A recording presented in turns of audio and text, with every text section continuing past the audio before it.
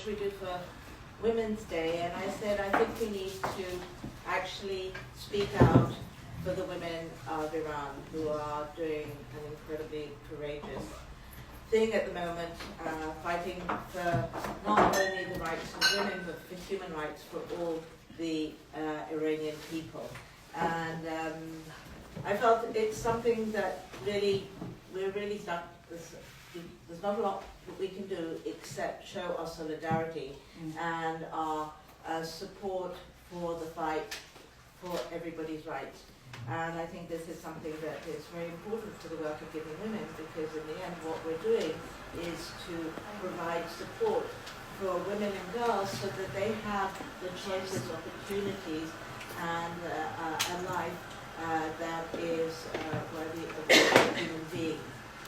Recently I was at a little conference celebrating the 50 years of BRA, a wonderful organization out of Bangladesh, which is now international. And it was something, the closing speech was very, very moving, because the chair of their board said that when we talk about, and it was in particular about displaced people, we need to talk about their human rights. We can't, this is something that we've forgotten, that we're fighting for the rights of all people. And I think this is what the Iranian women are doing now. They're fighting for rights, and we need to speak out in solidarity for them. So this is when we decided this was our subject, and then we said, well, what time of the day should we do it? And we were very enthusiastic, Kathleen and I, and said, well, we'll do it at 7:30, we'll call everybody for 7:30, then they can come on their way to work. Forgetting, of course, you have to drop off children, you have to do this. Yeah, Ileana's smiling at me. And so I thought, okay, we'll start at 8, get people together. And so I'm very, very grateful for so many people to be here. We're very lucky because we have Mitra, who is representing this wonderful association that grew very quickly in Switzerland, which is supporting the Women Life Freedom. Women Life Freedom, which is an association which was put together again in solidarity for Iranian women. And so she is going to speak to us a little bit, to give us a little bit of background about the situation. And we, by chance, Hannah, who is the Associate Director of the MENA region with Human Rights Watch, happened to be in Geneva. Said to me, is there something that we can do? And I said, oh no, we have something already organized. And so there's always, there's some wonderful serendipity that things come together. And so we have 2 wonderful speakers who will really be able to tell us, give us a little bit of background, and then answer questions. So please feel free to answer questions. Thank you everybody for coming, and happy International Women's Day, which I say is every day.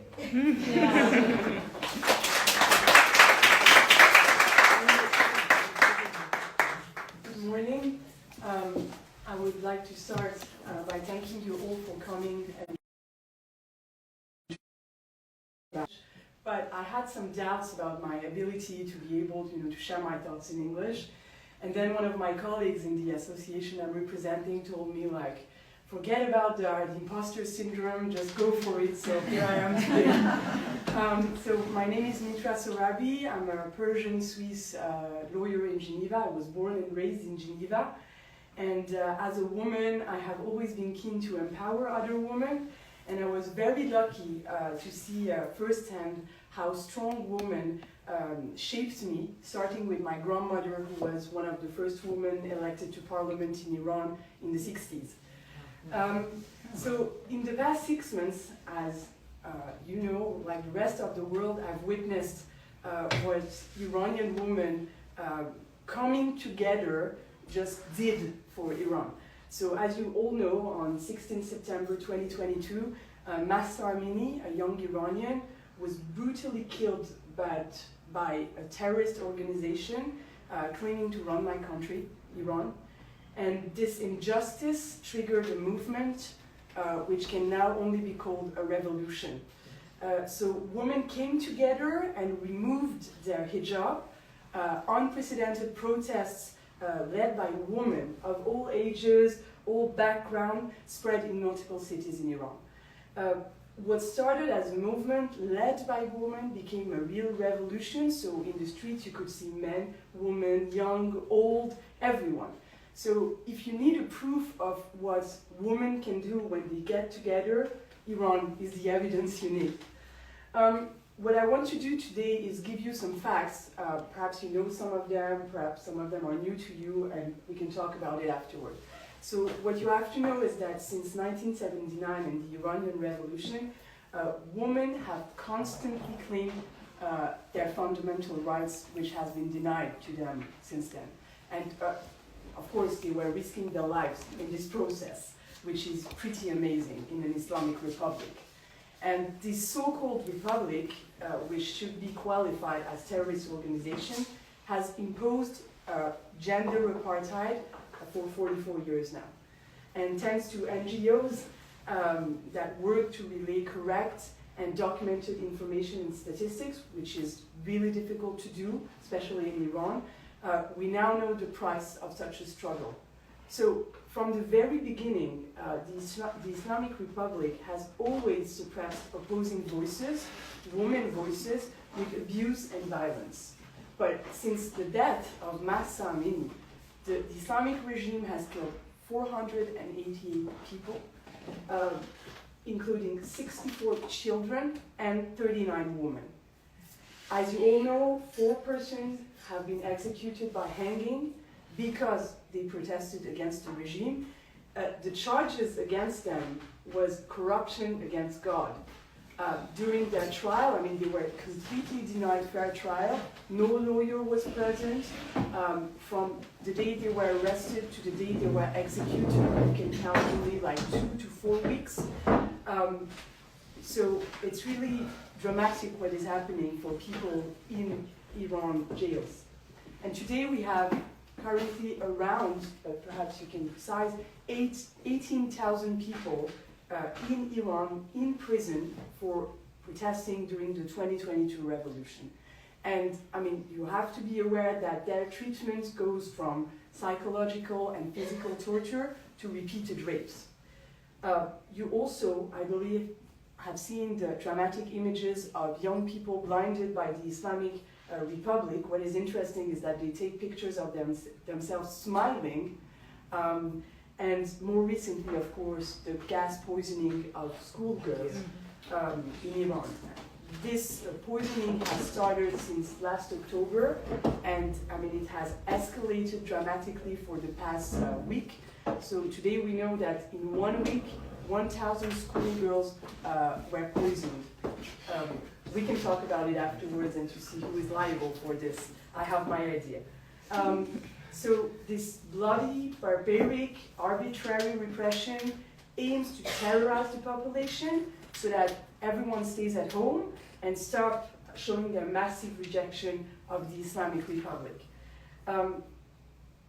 So it has partially worked, since today we don't see any street demonstrations anymore. But don't think that the revolution has failed. If you read on social network, if you read Iranian press based abroad, you can see everyday videos, testimonies, artistic campaigns calling for the downfall of the Islamic Republic from inside Iran, of course.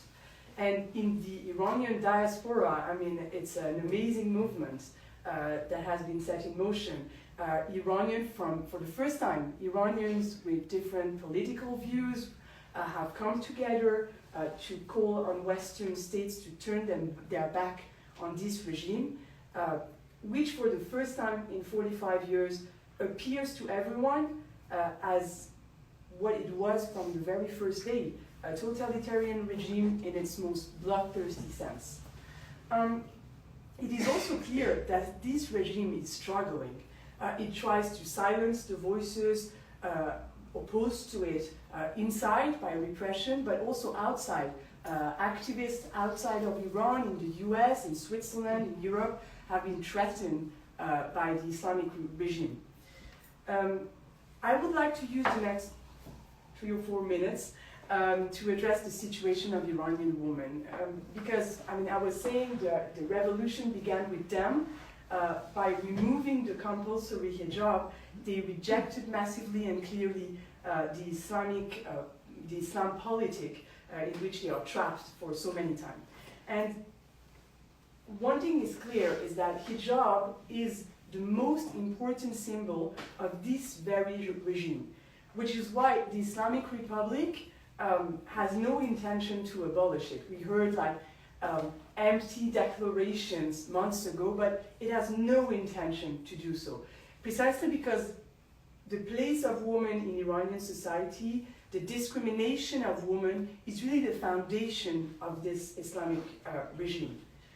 So the World Economic Forum, in its 2016 report, ranked Iran as one of the 5 most unequal countries on earth.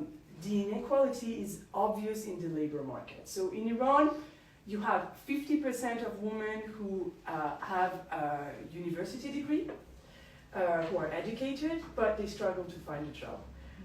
1 in 3 women with a university degree are unemployed today. And this gender inequality is clearly the result of the Islamic Republic's policy of systematic discrimination. It's in the law. If you read the Iranian constitution, the 1979, of course, Iranian constitution, you can read that men and women are equally protected by law, but in accordance with Islamic criteria. So, according to which woman is worth half a man, and it's written like this, and her role is limited to being a wife and a mother, and not to work. So, it is in accordance with this constitution that the Islamic Republic passes law every year following the discrimination principle, which leads obviously to women being socially, economically, completely dependent. The Iranian Civil Code states that all persons, men and women, may choose any profession, but as long as it is not contrary to Islamic values. And so that means that a man in Iran can forbid his wife to work.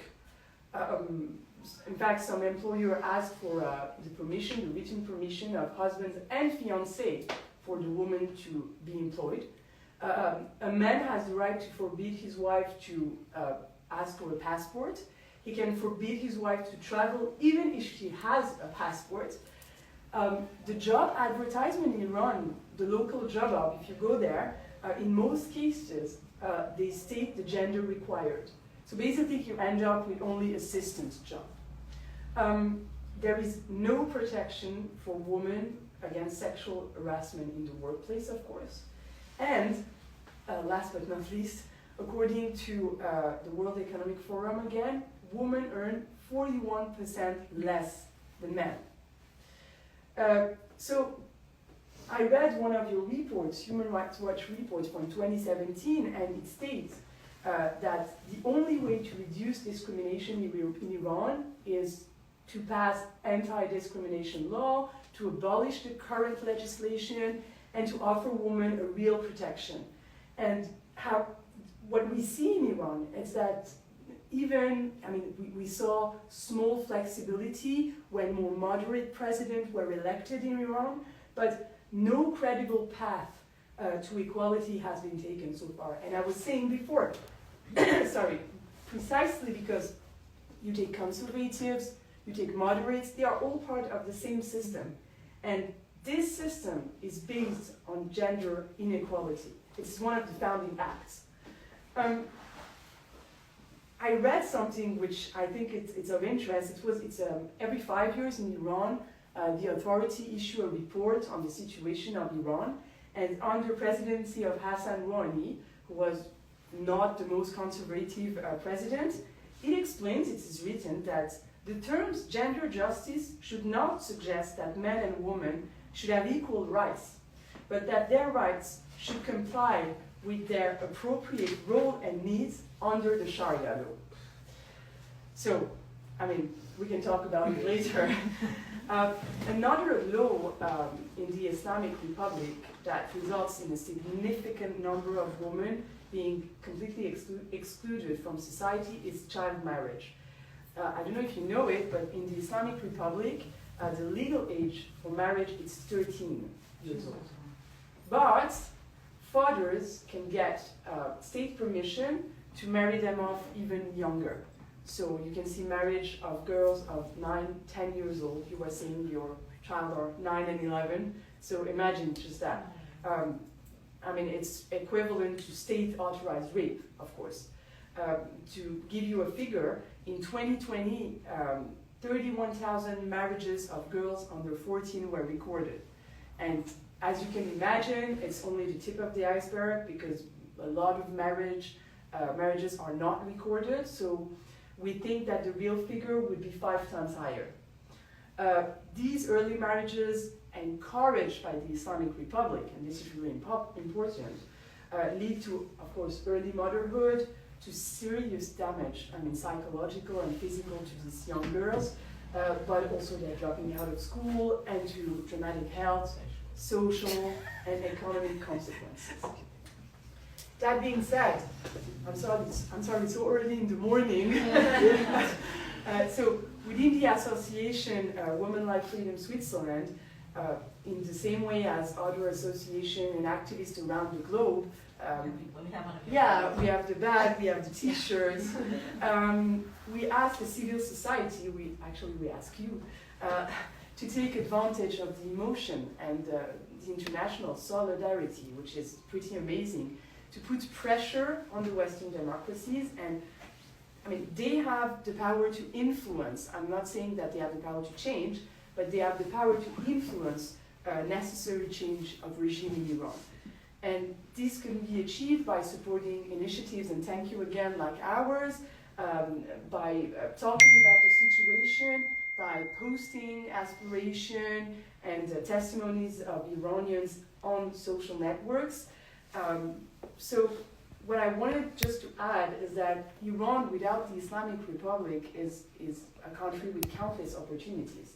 We can talk about it after, but for Iranian, of course, but also for the international community that could enjoy a world without Iran trying, and it did so for the past 4 decades, to export its revolution abroad and, of course, destabilizing the Muslim world in the process. So we hope Iranian women and men will soon be enjoying the same fundamental rights we have here, and the most important of which, of course, is freedom. Women like freedom. Thank you very much.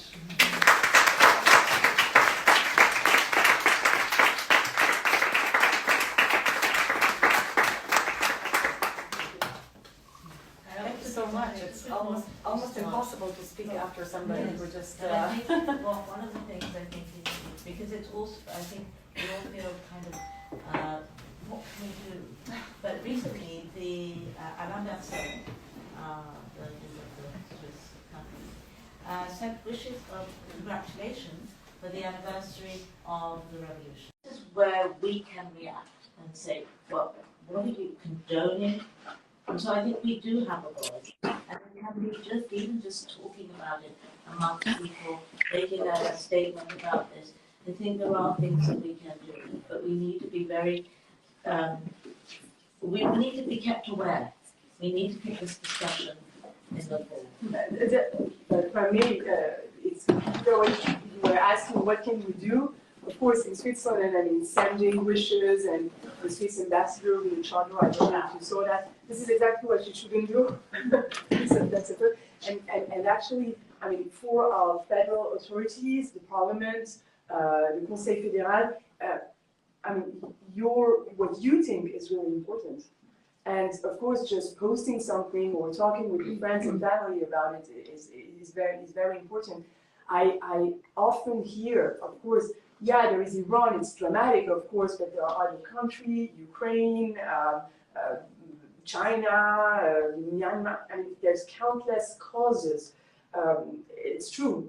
The thing which I wanted to say today is that it's the first female-led revolution in the history, and this is really important for us women.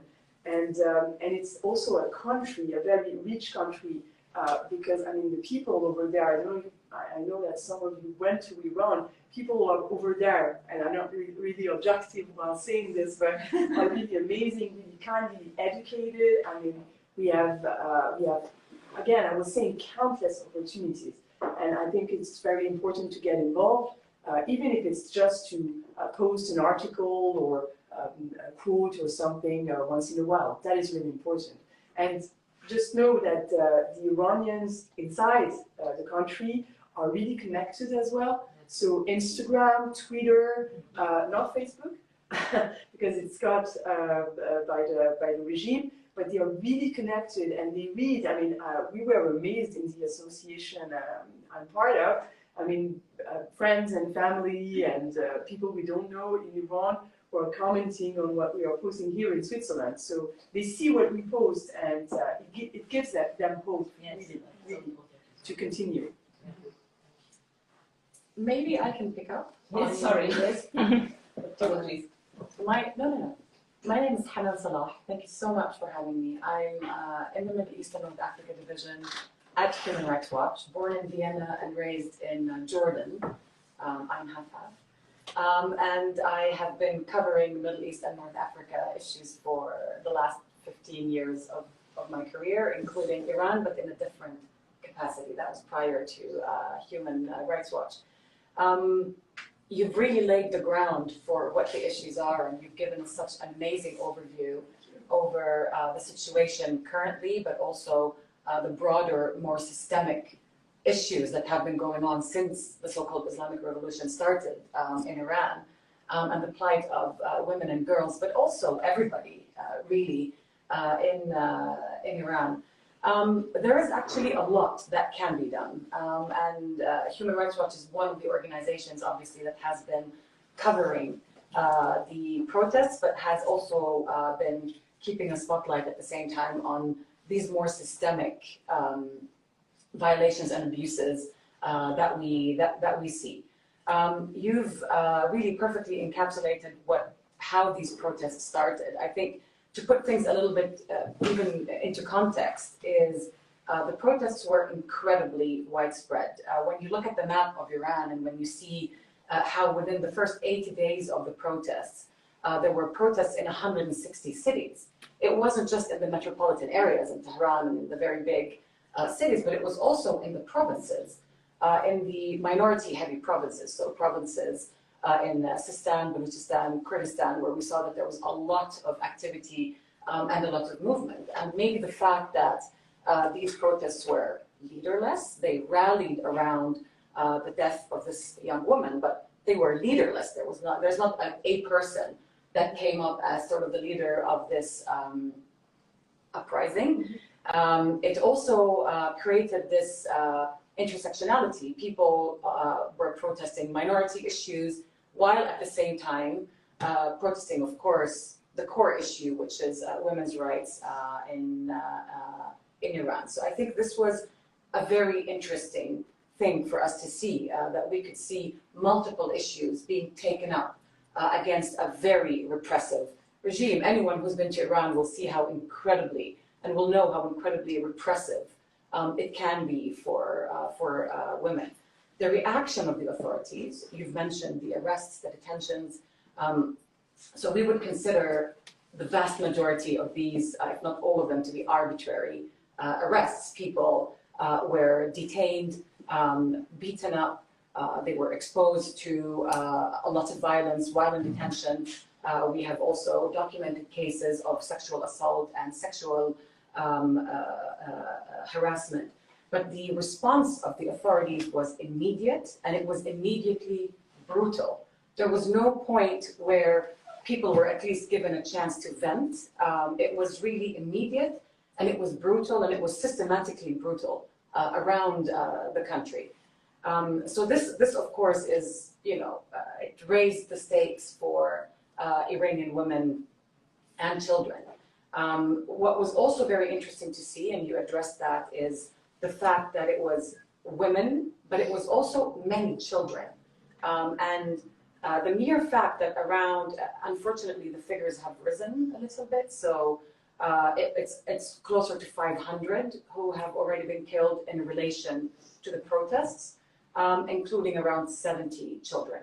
So 70 who are below the age of, and that is astounding. That is a figure that is incredibly high by all measures in every context that I've covered. And I've covered very difficult contexts in the Middle East, I work in Libya, I work in other places where, you know, a figure like this is really quite astounding. So I think that there is a lot, in fact, that can be done. Human Rights Watch, but before, maybe I should say a word of how we operate and the things that, you know, are important in our methodology, in our way to document. Human Rights Watch, like all other organizations, we rely on a very large network of local activists who help and support with feeding the information, all the videos, the photos that you see, and also giving testimony, giving us access to the families of these victims. The really big work with regards to the protests is verifying data. There is a huge amount, with the help of social media, say thankfully, unfortunately that it is happening, but thankfully there is social media. But it also means that there is a huge amount of data out there that needs to be verified. We can't simply pick up a video where somebody's beaten up and say, that's in Iran, you know, look at what the regime is doing. Everything has to be verified multiple times. And this requires a lot of capacities and a lot of additional work to the work that we have been doing so far. So I think, one, to move a bit to our priorities and the way that we see the way forward now that we are in a situation where the protests have become less. I completely agree with you. There's no sign that things are over, but you know, they have reduced for now. One key priority for us is really to continue collecting data and also verifying this data. This puts additional burden on the structures of human rights organizations, particularly Human Rights Watch. We have a well-established digital team that supports us researchers. It's a tech lab where all of these videos and photos that, you know, we receive from, again, a very large network, or that we collect through open source. Open source meaning we have people who scour the internet and the social media platforms, Twitter, TikTok, Instagram, maybe less Facebook in Iran, but also Facebook in some cases, going through all this huge amount of data and allegations, because every video has a timestamp, every video has to be geolocated. Did this really happen in Iran? We have photos that come up sometimes, for example, in Israel and Palestine. If something happens, then, you know, the other day I saw a photo of 2 young men who were hanged in relation to an LGBT charge. And that was alleged that this happened in Gaza, when in fact it happened in Iran. So this happens all the time, and organizations really have to verify that the data that we have is accurate and that it actually happened where it did.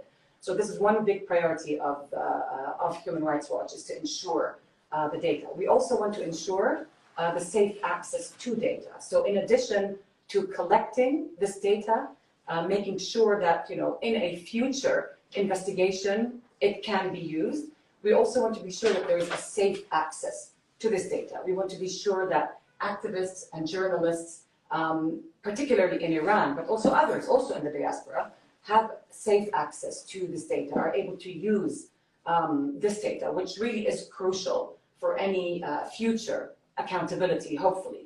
It might not be today, but it can be a few years down the line. And sometimes international law works a little bit slow. And I can tell you, working on North African countries, working on Libya and other contexts, these things sometimes take a lot of time. But it's crucial that you have accurate data that is well documented and well preserved.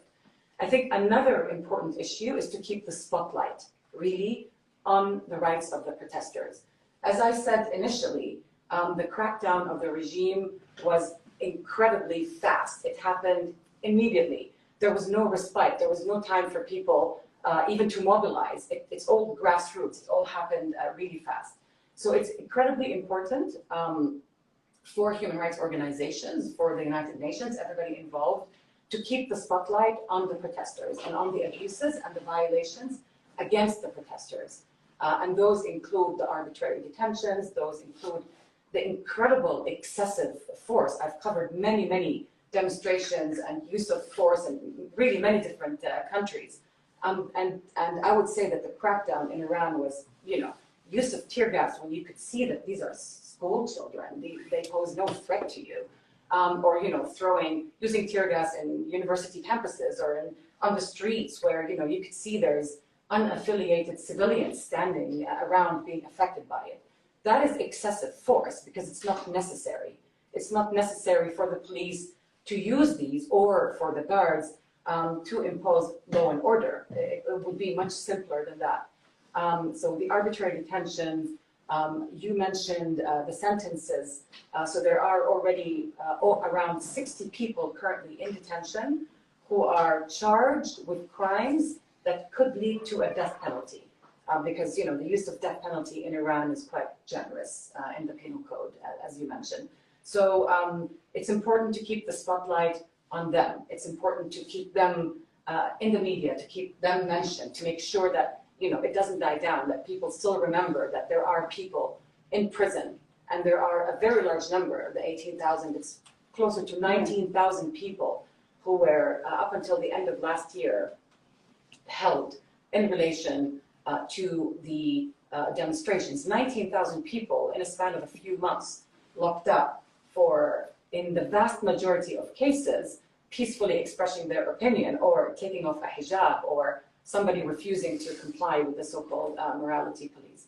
So it's extremely important to keep that in the spotlight.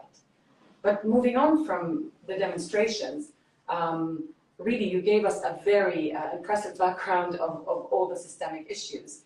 And for Human Rights Watch, we certainly also think that it's important to, while now there is a situation of protests and demonstrations, and that is acute, that needs to be sort of dealt with, but we also want to continue to work on issues like the morality police, like the compulsory hijab laws, like all the systemic laws under what the Islamic Republic has imposed with its sort of family code style laws derived from the Islamic Sharia or derived from their interpretation of the Islamic Sharia, of which there's many different ways to interpret. That is extremely important. We cannot forget that these issues did not start with the death of Mahsa Amini. They started long before that. And so we have to continue to speak about these issues. At an international level, I think there are a few things. So the response of the authorities has been such that leaves no room there's no room to analyze, okay, what happened there, what could the authorities want. I agree with you, the authorities have clamped down and want to be sure that there are never again demonstrations on this issue. In addition to having the usual suspects, the large Western countries, we think at Human Rights Watch that it's also important that countries in the global south, countries that have more regular dealings with Iran, are approached and understand that they need to be pressuring their counterparts in Iran. So while yes, sure, we need countries, for example, at the UN Human Rights Council, we need countries at the Security Council to be pressuring Iran's allies, the big allies, the known ones, but we also need other countries that have more regular dealings, even countries in the global south, to be conscious and aware of the issues and also to address these issues with their Iranian counterparts. The aim is to have, hopefully, an investigative mechanism. There can be different ways to have an international independent investigation into Iran.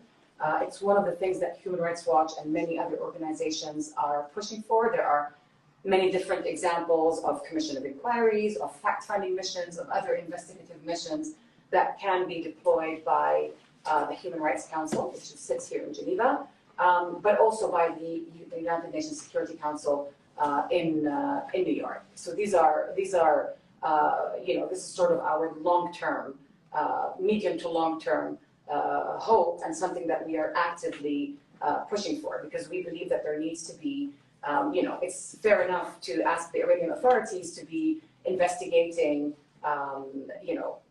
the abuse that happens in their prisons, and among their guards. But at the end of the day, we're calling on them to investigate themselves, and we want to see an independent international investigation into this. This is difficult. This is not something that is easily achievable. Having been involved in negotiations on other countries, it's something that takes time. It's something that, but it's extremely important that happens. I think I'll probably leave it at that. Yeah. And see if anybody has questions. I'm happy to respond to you. Thank you. Thank you so much, because that gives a really rich and granular understanding of the situation. Does anybody have any questions? I don't know. Yeah.